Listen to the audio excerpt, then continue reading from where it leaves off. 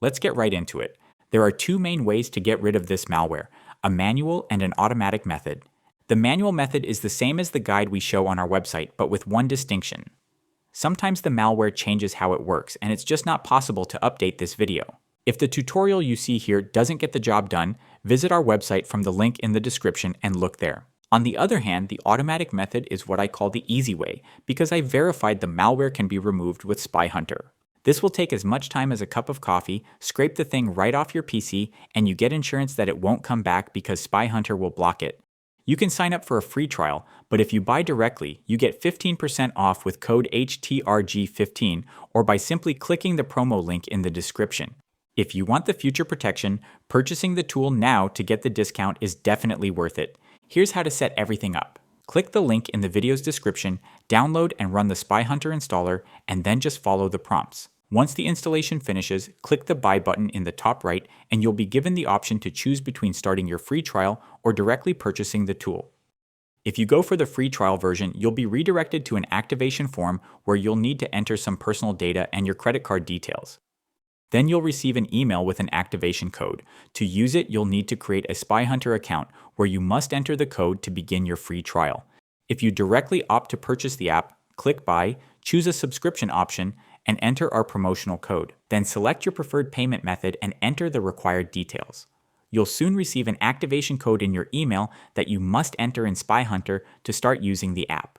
Whichever option you choose, once Spy Hunter is active, just open it, select the scan option, and choose a full system scan.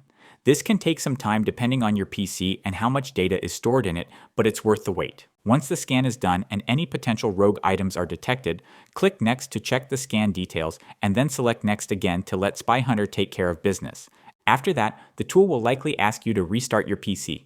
For extra safety, it's a good idea to run a second scan, though by that time, your PC and browser should be like new. Now for the manual method.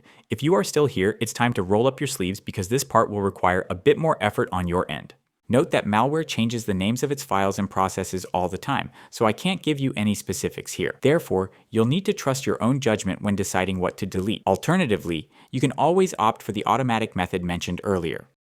First, you need to prepare. Begin by opening your Start menu, then search for Folder Options and go to the View tab. Select Show Hidden Files and Folders, click Apply, then OK. Next, I recommend downloading a small utility called Lock Hunter. It's a totally free tool that lets you delete files locked by malware. No ads, no registration, and it takes about 2 minutes to install. In case you haven't already tried it, I recommend that you first go to Apps and Features from the Start menu and look for suspicious recently installed items. Even if you don't spot the malware, you may notice something else that's unfamiliar or installed without your permission. Whatever you find, note down its name and uninstall it if you think it doesn't belong there. Just remember that the uninstallers of rogue apps will often try to trick you. Pay close attention to the wording of the uninstaller options. If you aren't careful, you may end up keeping the rogue app or replacing it with some other unwanted software. Also, it's usually best to restart your PC after you uninstall something, but in this particular case, I recommend against it. Instead, directly proceed to the next steps.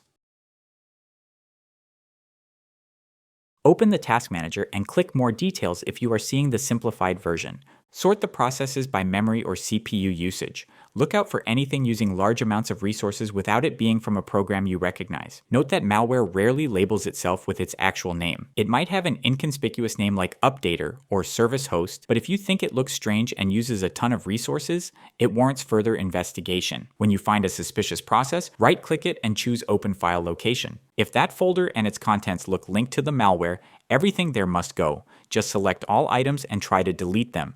If you get an error, right-click the item that's giving you trouble, select What's Locking This Folder, and use Lock Hunter to force delete it. Once the folder is gone, go back to Task Manager, write down the name of the malware process, and then click End Task. Now you must visit the system locations shown on the screen and delete any rogue files you may find there. Once again, you must rely on your own ability to discern files linked to the malware. Generally, look for names that seem off or ones related to programs or processes you removed in the earlier steps. When you get to the temp folder, just delete everything there. Emptying the temp folder is good practice in general, so you can't go wrong with that. Open Task Scheduler from the Start menu and check all tasks one by one. Focus on the Actions tab to see what each task is set to run. If a particular one is running something strange like an executable or some kind of script file, make a note of the file path and then delete the task itself. After that, go to the file path you wrote down and delete the file that the task was set to run. Type regedit into the Start menu and hit Enter to launch the registry editor. Click Edit, then find and search for the name of any app you tried uninstalling earlier or any suspicious process you ended. Obviously, you can also search for the malware name, though this will often yield 0 results. Each time it finds something, right-click the key on the left side and delete it. Then search again and delete again until there are no more results. Now manually check the following registry keys. In each one, look to the right and pay attention to the values.